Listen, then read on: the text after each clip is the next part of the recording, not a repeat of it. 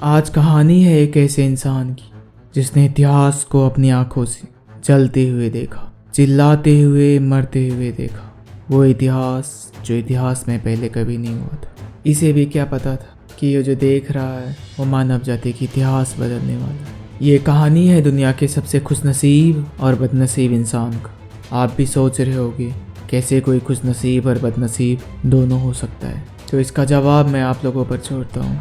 Comment में बताइए कि दुनिया का सबसे लकी या फिर अनलकी इंसान था। आज कहानी है सुटोमो यामागुची का, वो इंसान जो नर्क से जिंदा वापस आया, और वो भी एक बार नहीं बल्कि दो बार।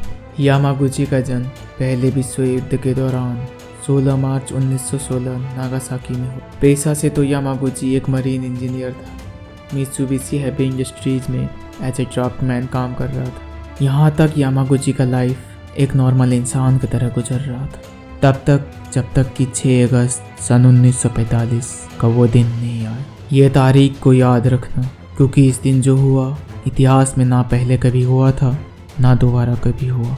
अब यहाँ से समय में थोड़ा पीछे चलते हैं, वहाँ जहाँ से कहानी का शुरुआत हुआ था। बात है 1940s का, जब सेकेंड वर्ल्ड वॉर अपने चरम पे था।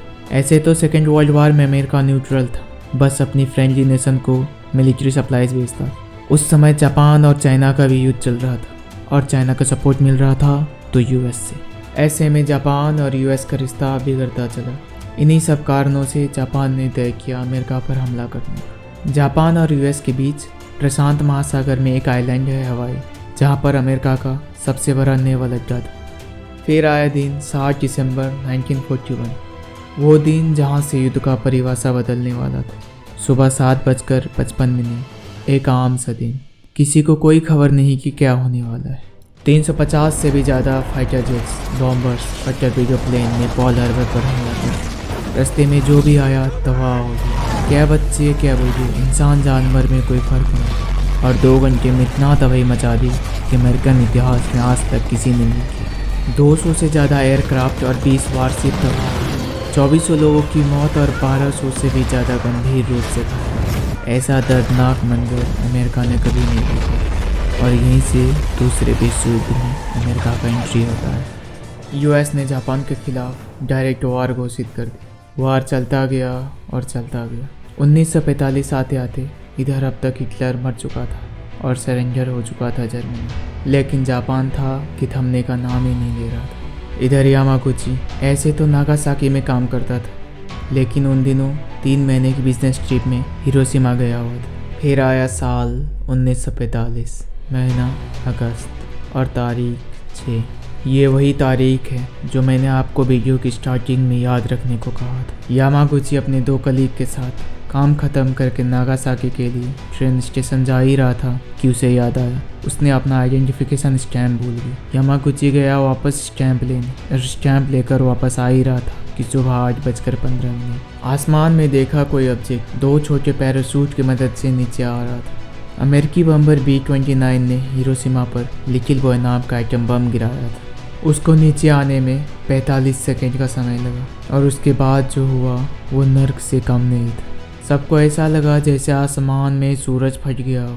इतनी तेज रोशनी कि कुछ देर के लिए यामागुची को अंधा कर दिया। कान के पर्दे फट गए। किसी को कुछ समझ नहीं आया कि क्या हो, क्योंकि इससे पहले ऐसा कुछ किसी ने देखा ही नहीं था। हिरोशिमा का 63% बिल्डिंग पूरी तरह से तबाह हो गया, और लगभग 92% बिल्डिंग या तो तबाह हो गया या फिर बुरी तरह से डैमेज हो गया।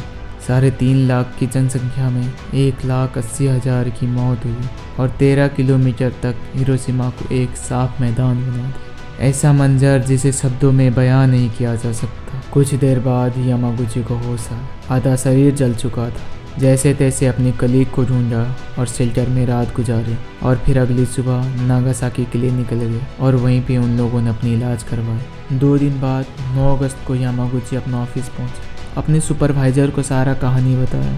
वहाँ पे बैठे किसी को भी यामागुची पे यकीन नहीं हो रहा था कि कैसे कोई एक बम इतना तबाही मचा सकता है। उस समय मीडिया का इतना सोर्स था नहीं कि लोगों को एग्जैक्ट इवेंट का पता चल सके, जो कि वो मानव इतिहास का पहला एटम बम था जो कोई दुश्मन ने यूज किया हो, इसलिए किसी को यकीन नहीं हो रहा था। यामागुची अपना एक्सपीरियंस बता ही रहा था कि सुबह 11 बजे खतरे का सायरन बजता है और अमेरिकी बम्बर बॉक्सर फैटमैन नाम का एटम बम शहर पे गिरा था। ठीक 43 सेकंड बाद सूरज की ताकत से बम फटता है। अचानक नागासाकी का टेम्परेचर 6000 डिग्री सेल्सियस पहुंच जाता है और 2 किलोमीटर के अंदर में आने वाले हर एक चीज को भाप बना दिया। 60 से 80 हजार लोगों की मौत हुई। ऐसा लग रहा था जैसे धरती पे यमराज उतर गया।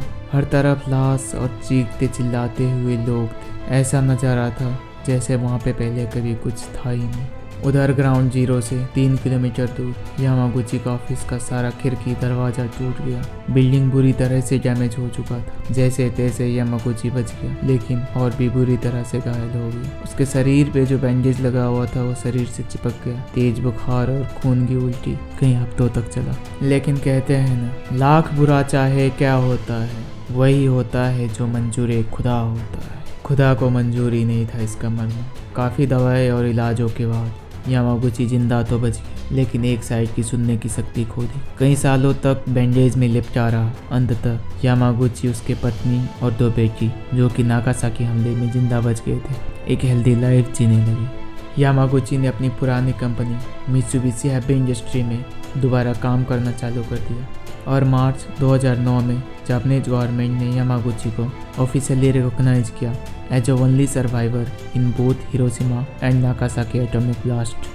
जनवरी 4, 2010 में स्टोमक कैंसर की वजह से 93 साल की उम्र में नागासाकी में यामागुची का निधन हुआ। और ये था कहानी दुनिया का सबसे खुशनसीब और बदनसीब इंसान का। ये था कहानी दुनिया के दोनों परमाणु हमले से बच निकलने वाले इकलौते इंसान का। ये था कहानी त्सुटोमो यामागुची का, और वो इतिहास का जो काश दोबारा कभी ना लिखा जाए। हमें अपनी इतिहास जानना जरूरी है, क्योंकि हम अपनी अतीत को जानेंगे तभी अपने भविष्य को बेहतर कर पाएंगे। आज के लिए बस इतना ही। अगर वीडियो पसंद आया हो तो please do like, subscribe and comment.